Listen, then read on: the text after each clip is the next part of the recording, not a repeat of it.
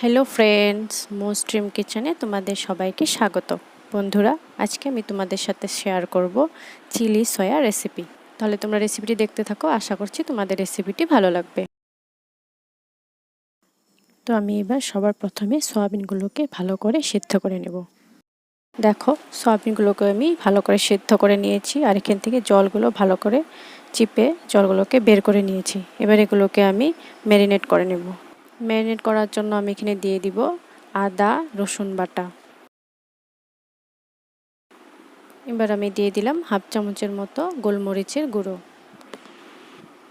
আর এটা হলো কাশ্মীরি লঙ্কার গুঁড়ো। এটার কালারের জন্য আমি কাশ্মীরি লঙ্কার গুঁড়ো ব্যবহার করছি। এবার দিয়ে দিলাম আমি স্বাদ মতো নুন, আর দিব এখানে আমি ময়দা। আমি এখানে 2 চামচের মতো ময়দা ব্যবহার করব। তোমরা কর্নফ্লাওয়ার যদি দাও তাহলে 1 চামচ কর্নফ্লাওয়ার আর 1 চামচ ময়দা দিবে। আমি এখানে 2 চামচই ময়দা দিয়ে দিলাম। এবার এগুলোকে আমি ভালো করে ম্যারিনেট করে নেব। তো এটাকে আমি ভালো করে ম্যারিনেট করে নিয়েছি। এবার আমি দিয়ে দিব 1 চামচের মতো সয়া সস দিয়ে দিলাম। তো এবার আমি এগুলোকে হাত দিয়ে ভালো করে ম্যারিনেট করে নিলাম। এবার আমি একটা ডিম বাটিতে ভালো করে ফেটিয়ে নিব।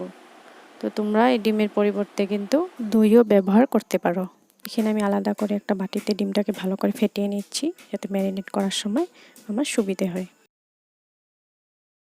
এবার আমি ফেটিয়ে রাখা ডিমটা ম্যারিনেট করা সয়াবিনগুলোতে দিয়ে আবার ভালো করে ম্যারিনেট করে নিব। তো এখানে আমি সয়াবিনগুলোকে ভালো করে ম্যারিনেট করে নিয়েছি। এবার আমি এগুলোকে তেলে ভালো করে ভেজে নেব। তো এখানে আমি সাদা তেল ব্যবহার করছি। এই রেসিপিটি কিন্তু আমি সম্পূর্ণ সাদা তেল দিয়েই করব। তো কড়াইতে আমি সাদা তেল দিয়ে দিয়েছি, গরম হয়ে গেলে সয়াবিনগুলোকে ভেজে নেব। তেল কিন্তু গরম হয়ে গেছে। তো এবার আমি এইভাবে এক এক করে সয়াবিনগুলোকে তেলে ছেড়ে দেব। সয়াবিনগুলোকে কিন্তু আমি একবারে তেলে ছেড়ে দেব না, এইভাবে একটা একটা করে সয়াবিনগুলোকে তেলে ছেড়ে দিয়ে ভালো করে ভেজে নেব। দেখো, সয়াবিনগুলোকে কিন্তু ভালো করে ভাজা হয়ে এসেছে। এইভাবে আমি সবগুলো সয়াবিনগুলোকে ভেজে নেব। সয়াবিনগুলো ভালো করে ভাজা হয়ে গেছে, একটা বাটিতে আমি নামিয়ে নিয়েছি। আমি সয়াবিন ভাজার তেলে কিন্তু আদা কুচি রসুন কুচি দিয়ে দিলাম। এবার এগুলোকে আমি ভালো করে একটু ভেজে নেব। তো এবার আমি দিয়ে দিব পেঁয়াজ কুচি। পেঁয়াজ কুচিগুলো দিয়ে দিলাম। এবার পেঁয়াজ কুচিগুলো ভালো করে আদা রসুনের সাথে ভেজে নেব।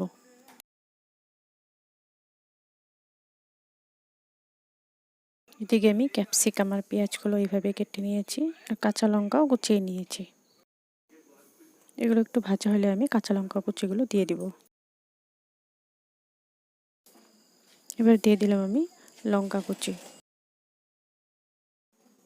তো লঙ্কা কুচিটা দিয়ে দিলাম। এবার আমি লঙ্কা কুচিটা সামান্য একটু ভেজে নেব এগুলোর সাথে।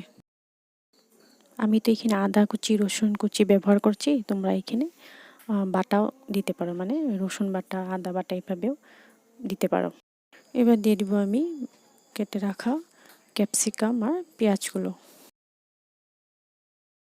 কেটে রাখা পেঁয়াজ আর ক্যাপসিকামগুলো দিয়ে দিলাম। এবার আমি এগুলোকে সামান্য পরিমাণে ভেজে নেব। এগুলো বেশি ভাজবো না, বেশি ভাজলে কিন্তু খেতে ভালো লাগে না, তাই আমি সামান্য একটু ভেজে নেব। তো এবার আমি এক এক করে গুঁড়ো মশলাগুলো দিয়ে দিব। তো সবার প্রথমে দিব আমি গোলমরিচের গুঁড়ো। গোলমরিচের গুঁড়ো দিয়ে দিলাম। এবার দিব আমি কাশ্মীরি লঙ্কার গুঁড়ো, 1 চামচের মতো আমি কাশ্মীরি লঙ্কার গুঁড়ো দিয়ে দিলাম। এবার দিয়ে দিলাম স্বাদ মতো নুন। নুনটা দিয়ে একটু ভালো করে নাড়াচাড়া করে নেব। এবার দিয়ে দিব আমি টমেটো সস। এখানে আমি 2 চামচ টমেটো সস দিয়ে দিলাম। তারপর এবার দেব আমি সয়া সস। এখানে 1 চামচ সয়া সস দিয়ে দিলাম। আর দিলাম আমি এখানে গ্রিন চিলি সস। তো তোমরা এখানে গ্রিন চিলি সসের পরিবর্তে সুইট চিলি সস বা রেড চিলি সসটাও ব্যবহার করতে পারো। এবার এগুলোকে আমি ভালো করে নাড়াচাড়া করে নেব। তারপর এগুলোকে আমি ভালো করে একটু ভেজে নেব। এগুলো ভাজা হয়ে গেলে আমি ভেজে রাখা সয়াবিনগুলো দিয়ে দিব। এবার দিয়ে দিব ভেজে রাখা সয়াবিনগুলো। তো সয়াবিনগুলো আমি দিয়ে দিলাম। এবার সয়াবিনগুলো আমি ভালো করে নেড়ে চেড়ে নেব।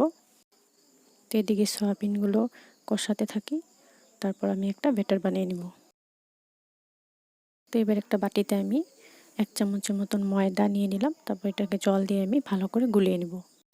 তো এখানে সয়াবিনটা কষানো হয়ে গেছে। এবার আমি ময়দা গুলানো জলটা আমি অল্প অল্প করে দিতে থাকবো। তো তোমরা ময়দার জায়গায় কিন্তু কর্নফ্লাওয়ার ইউজ করতে পারো। আমার কাছে কর্নফ্লাওয়ার নেই, তাই আমি ময়দা গুলানো জলটাই দিয়ে দিলাম। এবার আমি ঝোলটাকে ভালো করে ফুটতে দেবো। এটা আমি একদম গ্রেভি করব। এটা টেস্টটা ব্যালেন্সে রাখার জন্য আমি দিয়ে দিলাম চিনি। এটা তো একটু টক টক ঝাল ঝাল একটু মিষ্টি মিষ্টি হয়, তার জন্য আমি একটু চিনি দিয়েছি। তো এবার দিয়ে দিলাম আমি একটু ভিনেগার যদি তোমরা দিতে না পারো তাহলে কিন্তু লেবুর রসও তোমরা এখানে দিতে পারো 1 চামচ। তো আমার কিন্তু একদম সয়া চিলি রেসিপিটা কিন্তু রেডি। তো তোমরা এইভাবে গ্রেভি করে যদি বানাতে চাও তাহলে কিন্তু রুটির সঙ্গে খেতে কিন্তু অনেক ভালো লাগবে। যদি ভালো লাগে তাহলে কিন্তু একবার বাড়িতে অবশ্যই ট্রাই করো। বন্ধুরা, আজকে এতটুকুই। আমি আবার আসবো নতুন নতুন রেসিপি নিয়ে। তো তোমরা সবাই খুব ভালো থেকো, সুস্থ থেকো আর সাবধানে থেকো।